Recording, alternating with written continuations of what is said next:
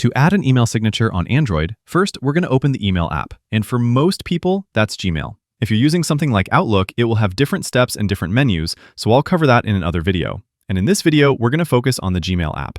So first, we'll open Gmail. If you don't know where it is, swipe up to open your app drawer, and then you can use the search to type Gmail, and it'll pop up. Once you're in Gmail, we're going to tap the menu in the top left corner, and then scroll all the way down to Settings. Then choose the email account that you want to make the signature for. Some of you have multiple, some have just one like I do. Then scroll down to Mobile Signature.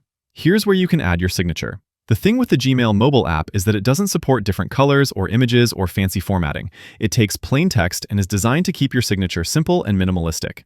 Just type in your text here, or you can paste it as well, and make sure you don't have any typos in it.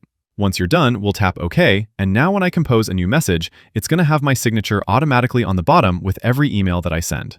It's pretty common for mobile signatures to be simple and short. Some people like to keep a mention there that the email was sent from their phone, which can sometimes explain why the reply was shorter. Also, keep in mind that this is just a mobile signature, and you can have a different desktop signature when emailing from your computer. Anyways, that's how you add a signature to Gmail on Android. Click that like button if this helped, subscribe for more, and I'll see you in another video. Thanks all.